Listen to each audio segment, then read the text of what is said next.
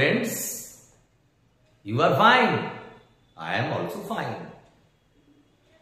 I have decided to discuss between, among and amongst. Can you understand what I mean to say? Okay, right. You are quite right. Oh, তোমরা বলছো among, between এবং amongst এর মধ্যে পার্থক্য। তাহলে আমরা আজকে কি শিখবো?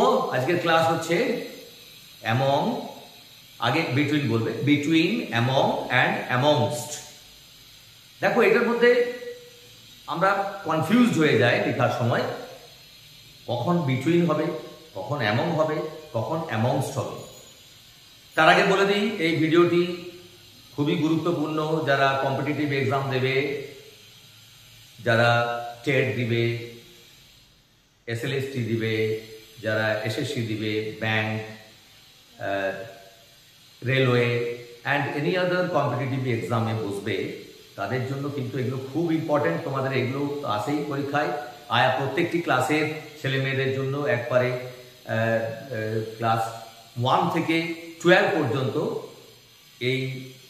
এগুলি কিন্তু প্রিপোজিশন এর ব্যবহার তোমাদের পড়ে কম্পালসারি। এটা যে কোনো পরীক্ষায় প্রিপোজিশনের ব্যবহার compulsory. Fill in the blanks with appropriate prepositions. আর এর গুরুত্ব সম্পর্কে তো আমি অনেক বলেছি তোমাদেরকে। প্রিপোজিশনের ব্যবহার যদি তোমরা না জানো তাহলে সঠিকভাবে বাক্য লিখতে কিন্তু পারবে না। এটা কিন্তু খেয়াল রাখবে সবসময়। তাহলে আমরা আজকে যে বিষয়টা, এটা হচ্ছে গুরুত্বপূর্ণ বিষয়, বিটুইন, অ্যামং, অ্যামংস্ট। দুটো অ্যামং আর অ্যামংস্টে বেশি আমরা কনফিউজ হয়ে যাই। বিটুইন কখন লাগাবে না, দুটি জায়গা হতে পারে। দেখো আমি এখানে লিখে দিয়েছি, আমি যেটা বললাম সেটুকুই আবার একবার রিপিট করি। I am going to discuss the difference between, দেখো difference between among and amongst. তিনটার মধ্যে আমি এখানে বিটুইন লাগালাম। কেন লাগালাম পরে আসছি। Between two people, two objects, two animals, two places. তাহলে কি হলো? বিটুইন কখন হয়? দুজন লোক এর মধ্যে, দুটো অবজেক্টের মধ্যে, দুটো অ্যানিমালের মধ্যে, দুটো প্লেসের মধ্যে যখন বোঝানো হবে। তাহলে এই তিনটার মানে হচ্ছে একটাই, মধ্যে। বিটুইন মানেও মধ্যে, অ্যামং মানেও মধ্যে, অ্যামংস্ট মানেও মধ্যে। তাহলে আমরা কনফিউজ তো হবই। আমরা তো অ্যাকচুয়ালি উই ডোন্ট নো কিভাবে ব্যবহারটা হবে।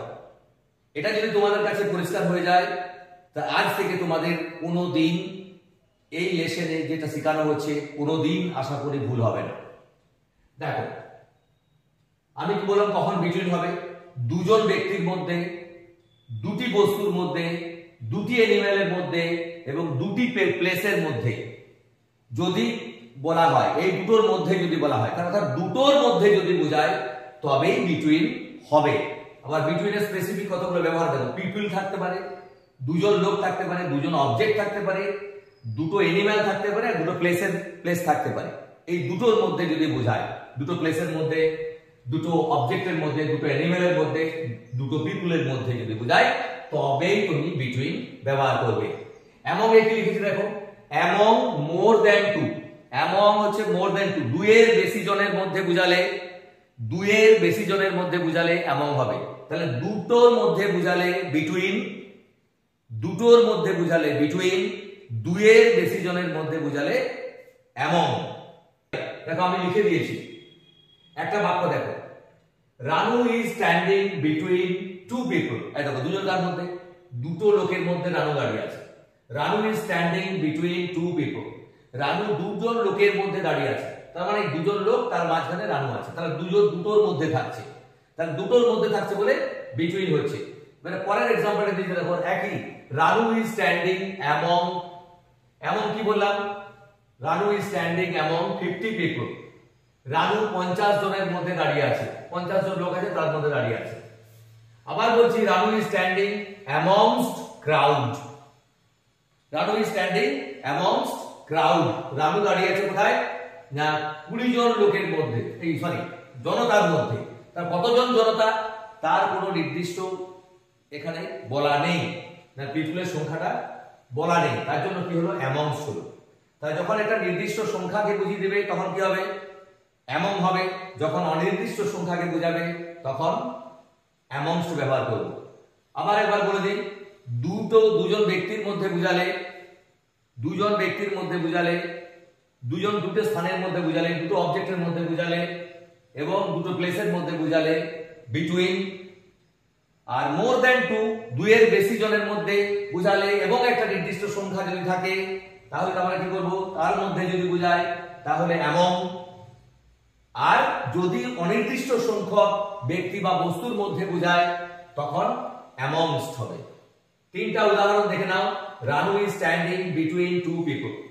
রানু দুজন লোকের মধ্যে দাঁড়িয়ে আছে, দুজন লোক দাঁড়িয়ে আছে, তার মাঝখানে রানু আছে, দুজন কার মধ্যে বুঝাচ্ছে। এরপর Ranu is standing between Ranu is standing among 50 people. Ranu 50 জন লোকের মধ্যে দাঁড়িয়ে আছে, অর্থাৎ 50 জন লোক আছে, তার মাঝখানে রানু আছে, তার মধ্যে বুঝাচ্ছে 50 জন লোকের মধ্যে সে দাঁড়িয়ে আছে।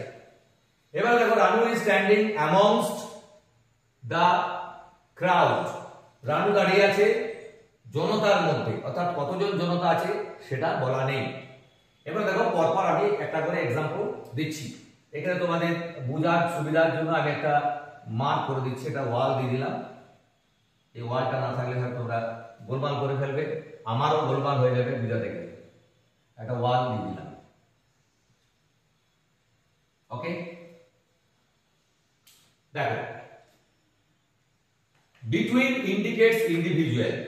বিটুইনটা কোনো ইন্ডিভিজুয়ালকে বোঝাবে, দুজন ব্যক্তি বা দুটো কোনো বস্তু এরকম কোনো ইন্ডিভিজুয়ালিটি থাকবে তার মধ্যে, নির্দিষ্ট করে দেওয়া থাকছে।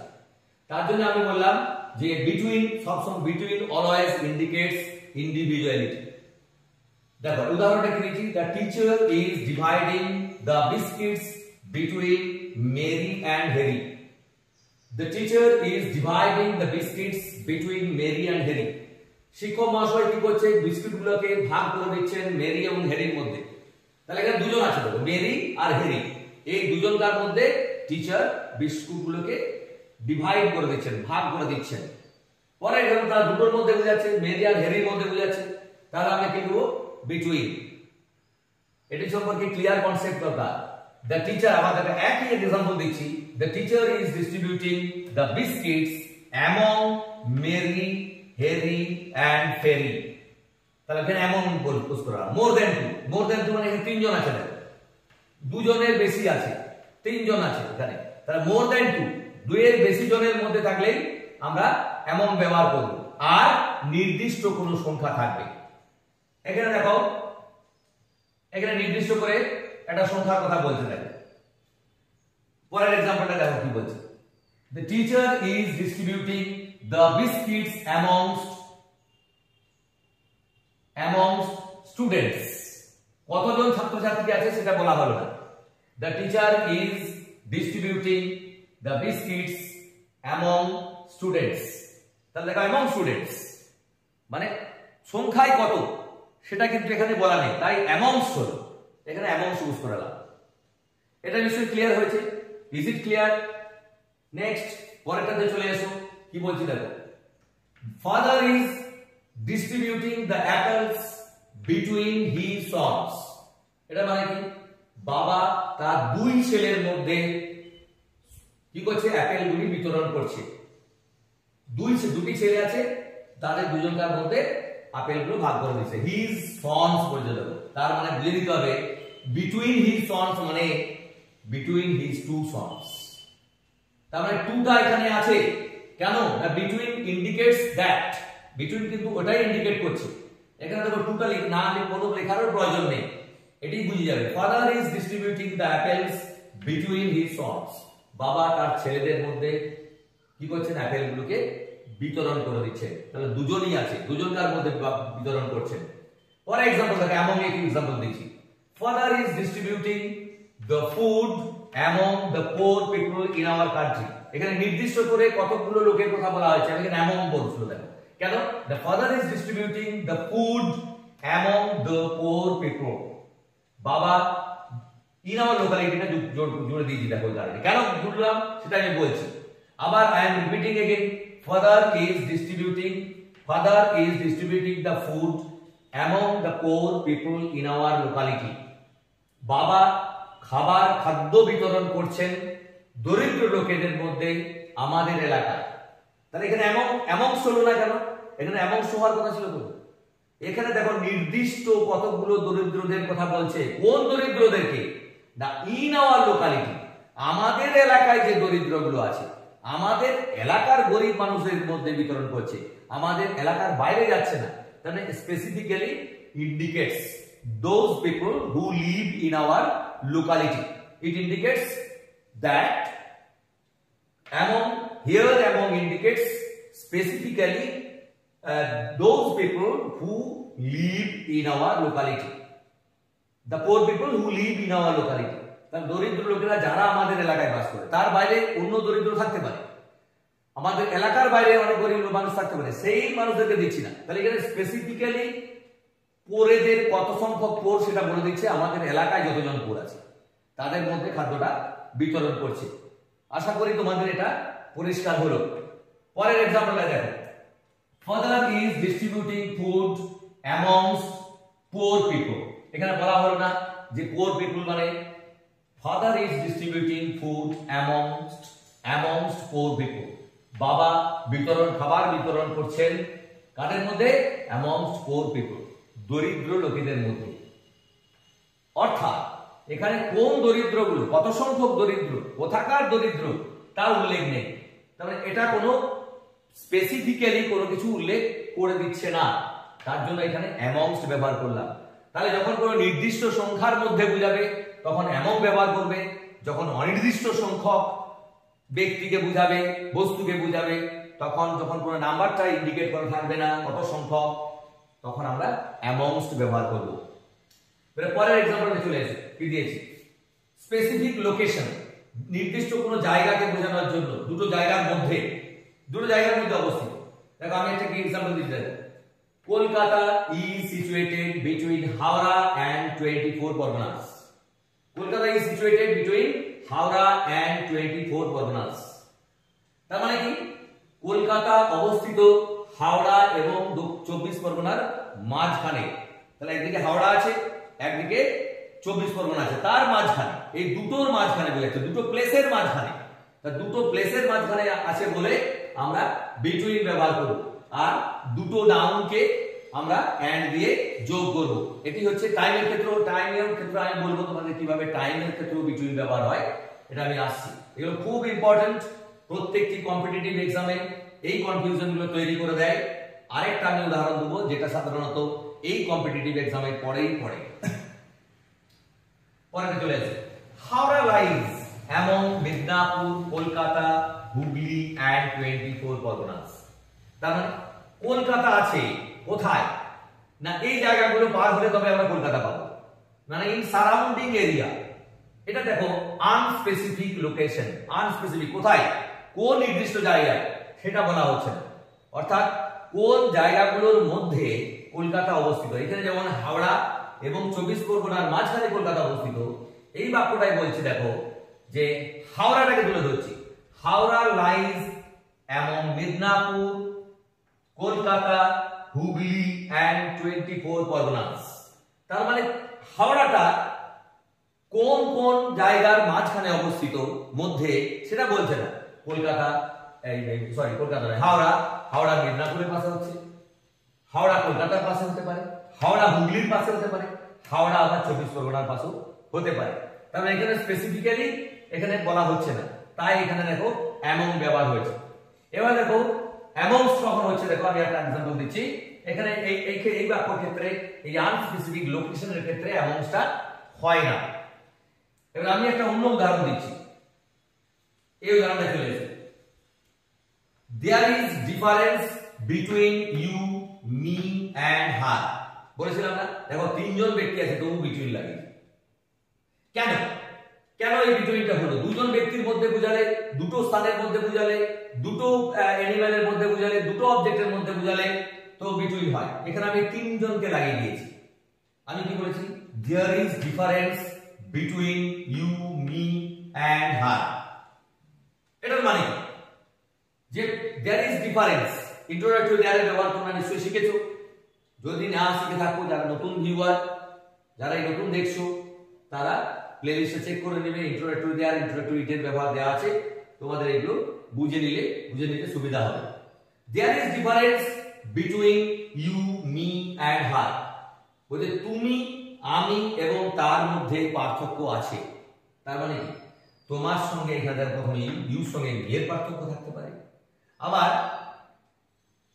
মিয়ের সঙ্গে হারের পার্থক্য থাকতে পারে ইউ এর সঙ্গে হারের পার্থক্য থাকতে পারে এই যে কার দুজন কার মধ্যে পার্থক্য বোঝাচ্ছে তার মানে এখানে দেখো ইউ মি এন্ড হার মানে এটা বোঝাচ্ছে না যে তিনজন কার মধ্যে পার্থক্য বোঝাচ্ছে এটা বোঝাতে চাইছে ইউ মি এর মধ্যে পার্থক্য আছে মি ইউ এর মধ্যে পার্থক্য আছে ইউ হারের মধ্যে পার্থক্য আছে মি হারের সঙ্গে হারের মধ্যে পার্থক্য আছে তাহলে এই যে দুজন কার মধ্যে ডিফারেন্স এটা কিন্তু বোঝাচ্ছে তার জন্য মনে রাখবে এই যে এইগুলি কম্পিটিটিভ এক্সামে পড়ে এই যে এরকম ড্যাশ দিয়ে দিবে বলে দেবে there is difference between there is difference the dash you me and her এমন লাগিয়ে দিবে শিওর এবারে ভুলটা করবেই এটা যদি না জানো তাহলে এই ভুলটি তোমরা করবে তাহলে এটা পরিষ্কার করে এইভাবে বুঝে নাও এই জায়গাটি খুব ইম্পর্টেন্ট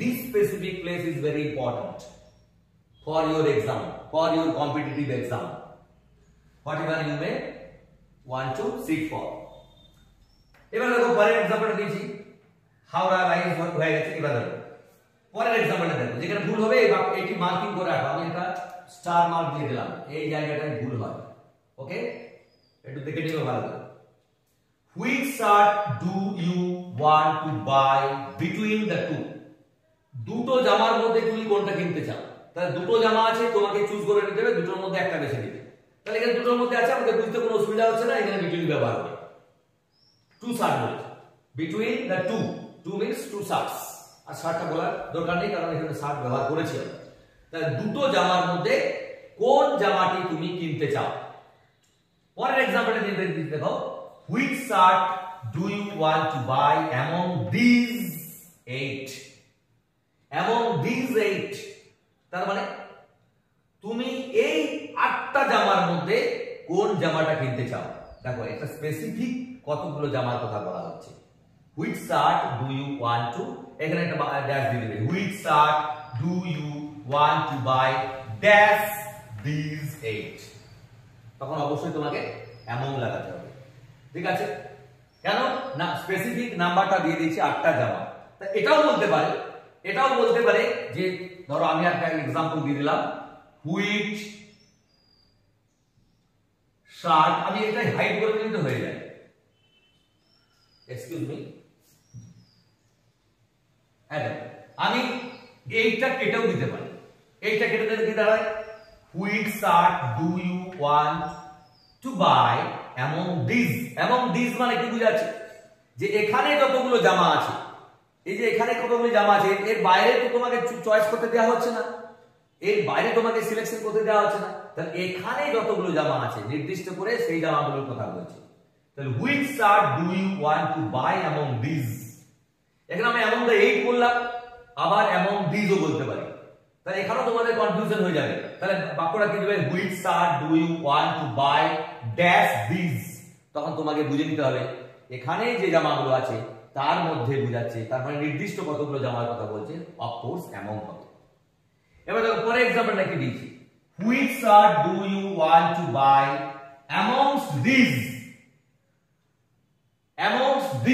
এটার মানে কি দেখো এখানে দুটোই কনফিউশন হবে amongst লাগালাম these বলতে কি বোঝাচ্ছে এখানে মানে যত দোকানে জামা আছে সেই সমস্ত জামার কথা বলছে অর্থাৎ স্পেসিফিক্যালি কতগুলো জামার মধ্যে বোঝাচ্ছে সেটা কিন্তু এখানে ক্লিয়ার নেই তাই আমি কি করলাম amongst ব্যবহার করলাম which shirt do you want to buy amongst these মানে এখানে জামা যতগুলো দোকানে জামা আছে তার মধ্যে কোন জামাটি তুমি কিনতে চাও দেখো this is very interesting so I think today's class is very interesting এই ক্লাসটা তোমরা নিশ্চয়ই ভালো করে শুনেছো যদি তোমাদের ভালো লাগে এই channel Saint Matthew Institute of Learning English তোমাদেরকে স্বাগত জানাচ্ছে।